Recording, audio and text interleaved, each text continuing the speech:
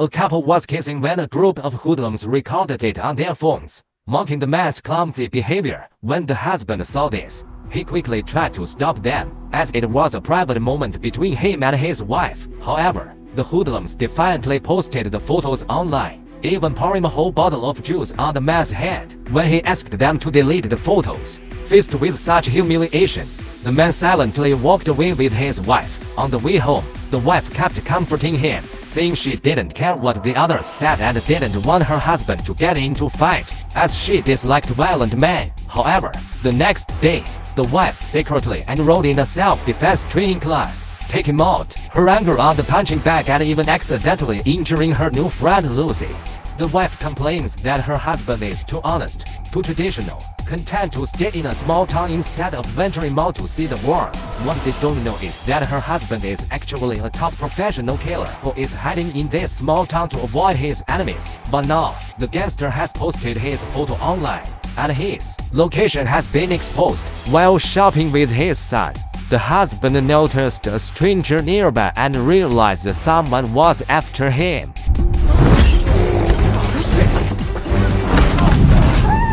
I'm so sorry about this, pal. Despite not having trained in years, he quickly overpowered the assassin, apologizing for the commotion but growing furious when the assassin almost harmed his son. The husband then gave the assassin a thorough beating before leaving with his family.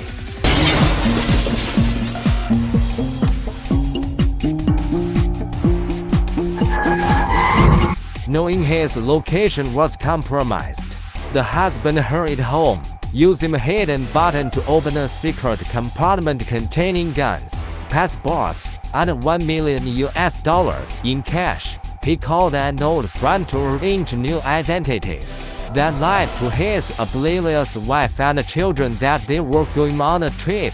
As they tried to drive out of the garage, the husband noticed another car following them, forcing him to take evasive maneuvers. We're going to Las Vegas today. Well, you said you wanted to be Now? more spontaneous. I heard you. The oblivious wife, upon hearing they were going on a trip, became excited like a child. She never expected her traditionally boring and dull husband to be so romantic. However, she did not know that this would be the last time they would return.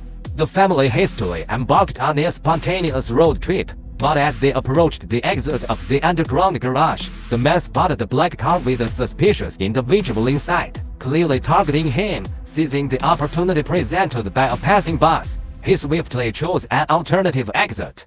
Just as he believed he had shaken off the assassin, the black car reappeared. Despite making sudden turns to lose them, he realized they were still on his trail. In a bid to deceive them, he drove into a repair shop, feigning an inspection of the vehicle by lifting it up. Later, he found a tracking device on the vehicle as undercarriage, removed it, and stepped outside. There, he encountered a co-worker who had just completed the car repair. Feigning casual conversation, he attached the device to the collet as Master Man instructed him to drive at top speed, offering to pay for any resulting speeding fines. The colleague sped off as soon as he heard this. The assassins saw the target's location had changed and quickly gave chase, but they couldn't keep up with the sports car. After shaking off the assassins, the family began an impromptu road trip. However, the man was still worried that his wife and children's phones could reveal their location at any time. As they crossed a bridge, he threw all their phones into the river, shocking his family who thought he had gone mad. But only he knew this was the safest way. Meanwhile, the assassins had not given up and had tracked down the man's home. The boss ordered his subordinates to either bring the man back alive or find his corpse. In the dead of night, while his family slept, he covertly armed himself with a silenced handgun, piping car audio through headphones to mute any commotion. Upon bikers' approach, he seized the opportunity and swiftly neutralized one with a precise shot. To dodge the encircling attackers, he skillfully weaved the vehicle into bustling traffic, eluding their shots. Amidst the fray, his gun slipped. He innovatively grabbed his son's baby bottle, splashed its contents onto a biker's helmet, and then delivered a decisive elbow blow. With agile driving, he eliminated the final assassin before his wife stirred. After a grueling day and a night of travel, they finally arrived in Las Vegas, the wife's long-held dream destination. To her surprise, Her husband had already booked the presidential suite in advance, exciting the whole family. While they were busy exploring the room, the man quietly went downstairs to the casino, where an old friend was waiting to provide the family with forged identity documents in exchange for a bag of cash. At this time, the wife was carefully dressing herself in the room, preparing to fully enjoy the nightlife of the big city. When she appeared before her husband in a red dress, she looked 20 years younger. The couple told the children they were going downstairs to the restaurant for a date, and instructed them to stay in the room and not go anywhere. However, as soon as the parents left, the 3 children couldn't sit still. They disobeyed their parents and secretly snuck out. On the date, the man accidentally spoke in French. As being multilingual is a basic skill for an assassin like himself, the wife was shocked, as in her eyes, her husband was a traditional and boring man. She never expected him not only to take her on a trip, but also to speak such romantic language, which was completely different from the man she knew before. Excited by this discovery, the wife made an indecent request, and the two returned to the room. The wife first checked on the sleeping children, then went back to the bed to wait for her husband. To set the mood, she had ordered romantic music, and the room was filled with a hazy mist. However, just at this moment, their intimate mood was interrupted. The woman heard a commotion outside and was about to call for her husband, but was taken away by the intruders. Outside, the man was pinned down by a hail of gunfire. The woman picked up a bottle of liquor from the floor and threw it at the assassins. The bottle flew through the air, and the man raised his hand and fired a shot. After eliminating 2 of the assassins, the man discovered they had taken his wife hostage. With no other choice, he reluctantly put down his weapon. When the assassins called the man Sean, the woman was in disbelief, unable to fathom that she had become involved with an assassin. However, she soon realized this was no dream. The wife did not ask further questions and rushed to the room to find her children, only to discover she had been deceived by the 3 of them. The couple quickly went out to search for the children and finally found them in the downstairs gaming lounge. When the man told the children that he was actually an assassin being hunted, the children left, believing him to be the weakest man on the planet. With assassins closing in, gunshots convinced the family of the father's story. He directed his wife to hide with the children as he steered the car at the assailants, who, assuming him inside, unleashed a brawl. Seizing the opportunity, he dispatched 2 from behind.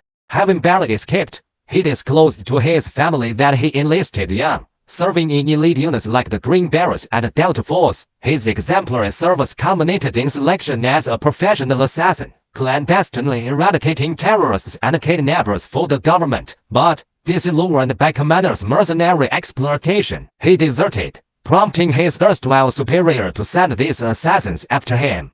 Though he hoped his explanation would lead to forgiveness, the wife believed him to be a liar, seeing the family as mere tools for his deception. That night, the wife contacted her close friend Lucy and arranged a flight back home. The man did not try to stop them, thinking it was the best choice for his family's well-being. Soon, they arrived at the airport, where the wife expected a regular commercial flight, but to her surprise, the car had brought them to a private jet owned by the wealthy Lucy. On the plane, Lucy shared her own story. She had once been deeply in love with a man who later betrays her by secretly starting a family with another woman. After patiently listening to Lucy's story, the woman realized it sounded just like her own. Though she tried to remain calm, when she made an excuse to live with the children, a man blocked her path. Soon, Sean received a video call. The crime boss threatened the lives of his family, forcing him to comply. Following the instructions, Sean went to an abandoned building, where armed men escorted him to the rooftop. To his surprise, the crime boss turned out to be his own father. It turned out the boss Sean had mentioned was actually his own father. The father wanted to force Sean to return to the organization and sever ties with his family, threatening to kill them if he refused. To ensure his family's safety, Sean had no choice but to agree to his father's demands. The crime boss then had his men escort the mother and children downstairs, as the children tearfully bid farewell to their father, knowing they may never see him again. Upon reaching the elevator, the woman devised a scheme, seizing the moment when the guard's attention wavered.